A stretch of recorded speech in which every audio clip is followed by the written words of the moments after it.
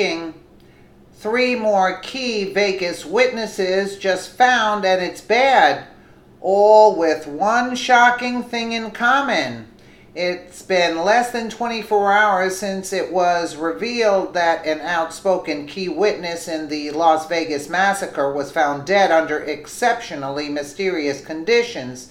Now we're learning that she wasn't alone. There are 2 more people who hold the keys to crucial details in the ongoing saga over Stephen Paddock, his motive, and if he had help. However, their sudden, unfortunate demise isn't all these 4 have in common. A 28-year-old mom, Kimberly Mills, made it out of the shooting alive and uninjured, only to die a week later in her sleep sometime between the hours of 4:30 and 8:30 a.m. She was found dead in her bed by her grandmother, who arrived to care for Mills' child at 8:30 a.m. after the mother's husband had left for work 4 hours earlier. Although generally healthy and in good condition when she went to bed that evening, it was later reported that her untimely death was caused by perhaps a seizure or maybe a brain aneurysm brought on by the stress of what happened in Vegas. Her passing was only days after a public post she made on social media, which insisted that there was a lot that was being hidden in this investigation. Her factual account from the scene included a lot of detail that from what she witnessed, including there being more than one shooter, that authorities have consistently discredited. People questioning her death were immediately criticized by mainstream media and even the Las Vegas Sheriff's Department, who all insisted that there's no conspiracy in this investigation. Apparently it doesn't, nor shouldn't, seem strange to anyone else that this young woman just died suddenly after exposing what she saw.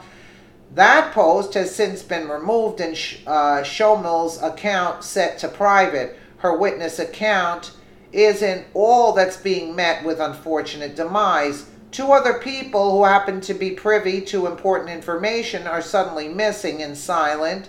One, Jesus Campos, was scheduled to explain what he knows in several public news interviews. Unfortunately, he was silent seconds before that could happen. Now we know why. The Gateway Pundit reports on Thursday night investigative journalist Laura Loomer paid a second home visit to Jesus Campos' home in Las Vegas. The family of Jesus Campos is under a gag order. Why? This is a security guard who was reportedly shot by a madman.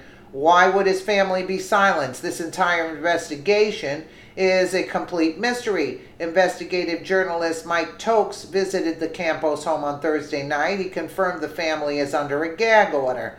On Saturday, a representative for Campos revealed the hotel security guard checked into a clinic moments before he was set to speak to the media about the Las Vegas massacre.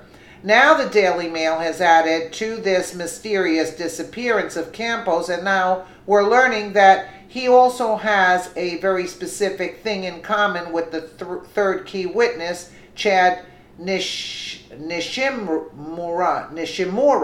who worked as a valet for the Mandalay Bay and parked Paddock's car.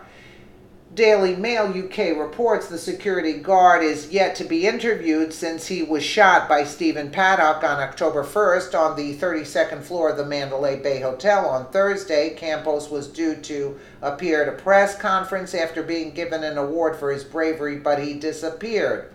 His union representative revealed on Saturday that Campos was taken to a clinic shortly afterward, but he did not know which right now. I'm just concerned where my member is and what his condition is. It's highly unusual. I'm hoping everything is okay with him, and I'm sure MGM or the union will let media know when we hear something. David Hickey is the president of the Security Police and Fire Professionals of America, told Fox 5 Vegas. There's also a major problem in Nishimura's seeming disappearance. The valet guy who handed the killer's bags and drove in his car to park, it hasn't been heard or seen since a single statement made. to KITV4. That statement was deleted from the site but has now reappeared, and it's unknown if it's been altered at all. The original cited reason for the delete from the site was out of respect to a request for privacy by Mr. Nishimura, who must have changed his mind since, considering his alleged statements are now on the site. Here's what he had to say according to KITV4.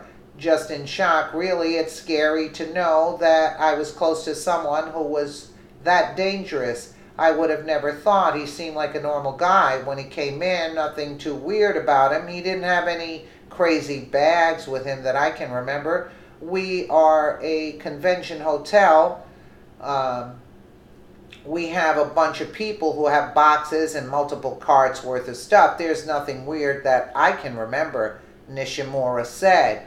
All three of these people, one who is mysteriously dead, the other disappeared and is now under a gag order, and the third is also not speaking to reporters about specifics, all have in common that they know something that they are being prevented from saying. If investigators want to stop what they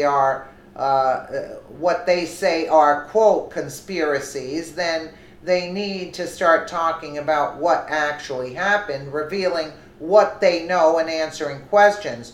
All Americans are getting is excuses and accusations about jumping to conclusions. They're not telling us, and we'll never find out the truth. They're keeping it under wraps, and anybody coming out with anything, they're just, making them go away and not speaking to the press so they can give the narrative, so to speak, that they want to give, without anybody contradicting them. Let me know what you guys think in the comments below, and again, thank you so much for watching.